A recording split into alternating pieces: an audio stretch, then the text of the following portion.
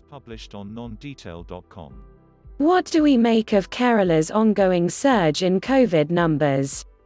#Kerala failed model was trending on social media. Everyone who wanted to take a jibe at Kerala's surging COVID numbers did it in their fashion. Listen to some of them. But does just the surge in the numbers tell us the entire story, or there is more that we should be reading into?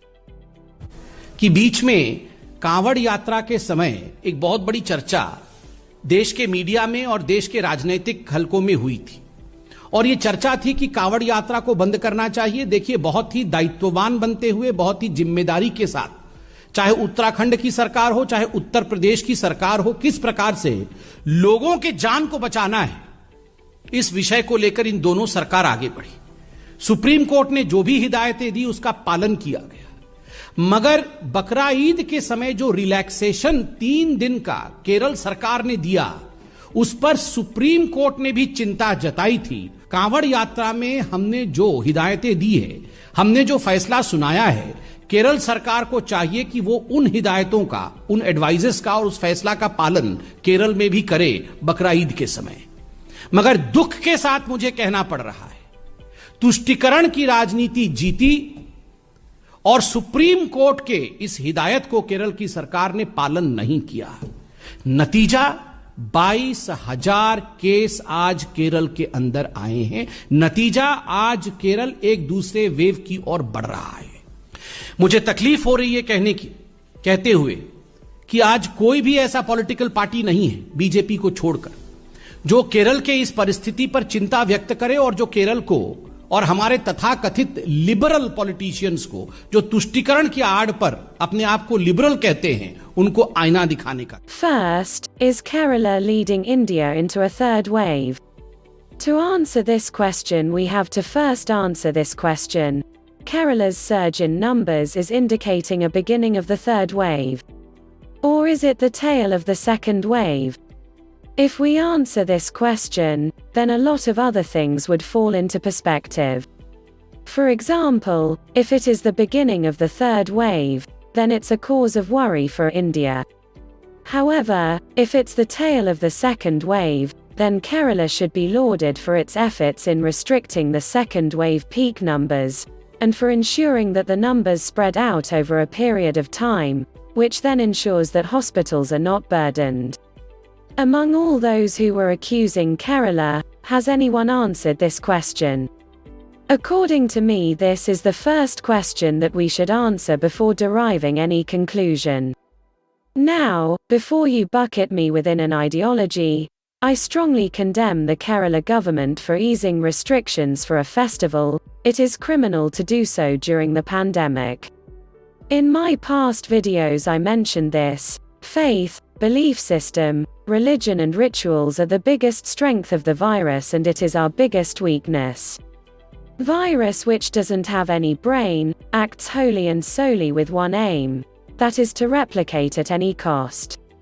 It understands, the more it replicates the higher is the chance of its survival. And, crowding provides maximum opportunity for this replication. While we with complex brains seem to be acting against our own survival by crowding for these rituals. Even though our biology fights its best after the infection, our brain seems to be tricking us into those vulnerable situations, be it crowding for the rituals or for traveling. Maybe, if we had no brain, then our innate biology would never allow us to do something like this. Another policy mistake that Kerala made is removing Shailaja teacher from the health minister's chair. She was doing an impeccable job, not just with COVID, but she proved herself by controlling Zika virus spread as well. Was she removed only because she was becoming too big for her boots? As I always say, bad politics affects good policies. So, I hope you will not question my ideology or my political inclination now. That said, let me get back to our topic of Kerala's COVID numbers. I did a quick math to find these interesting numbers. When ICMR conducted the Sero survey in February 2021, The seroprevalence in overall India was 21.5%, while in Kerala the antibodies were found only in 10.8%.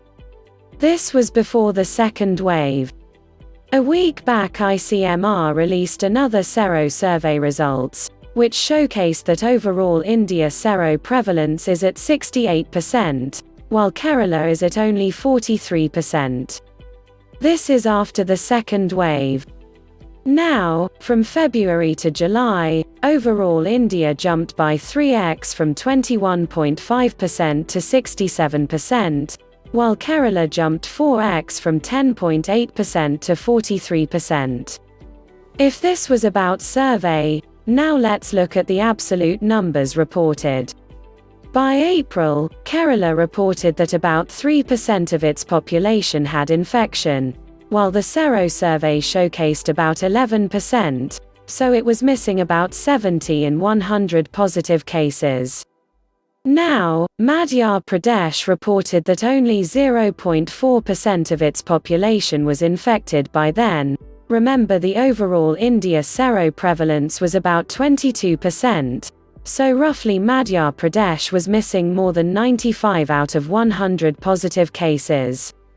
Assam reported that 0.7% of its population was infected by then, so even Assam was missing more than 90 out of 100 positive cases. Maharashtra was slightly better and was missing around 90 cases in 100 positive cases. This is my back of the envelope calculation. The actual numbers may vary a bit. Now, many media reports are out and they all seem to agree on this point that Kerala detected 1 case out of every 6 infections against a national average of 1 case for every 33 infections. Find the link in the description. Now, 2 important conclusions emerge from these numbers. Kerala is way more efficient in reporting the numbers when compared to other Indian states, so we are seeing high numbers in Kerala to some extent.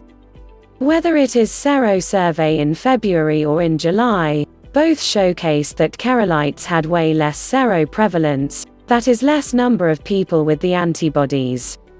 So it is imperative that we would continue to see infections in Kerala.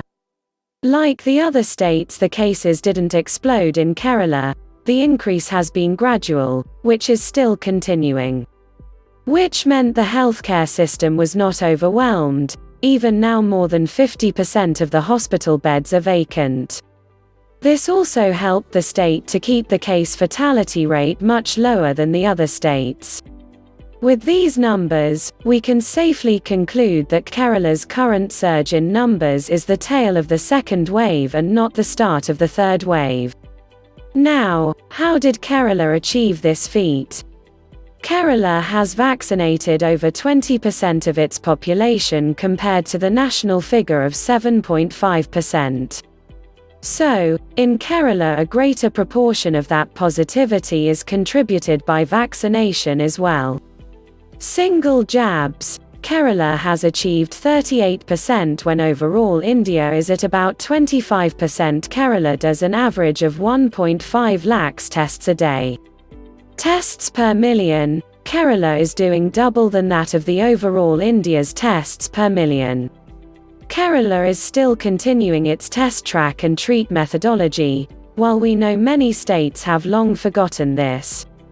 Kerala testing methodology smartly looks for the positive cases while the other states are doing it pretty randomly. Which explains the high test positivity rate in Kerala to an extent. Since it contained the numbers to a great extent, Delta variant reached late to Kerala and hence we are seeing the numbers in Kerala now. Kerala also established the Institute of Biology for genome sequencing. What should we be concerned about? With all said and done, Kerala reporting over 20,000 cases each day is a cause of worry, since when the numbers are this high and when R factor is above 1, there is always a chance of cases spiraling out of control. Which means it may spread to the other states. We still have about 1/3 of Indians who are vulnerable to this virus. This may also become a breeding ground for more variants of concern, especially when Kerala is boasting of better vaccination rates. The newer mutations might give the virus immune escape capabilities, which would be a greater concern not only for India but for the world at large. In my next video, I will explain how viruses circulating in the vaccinated crowd might lead into those variants that can escape the immune mechanism.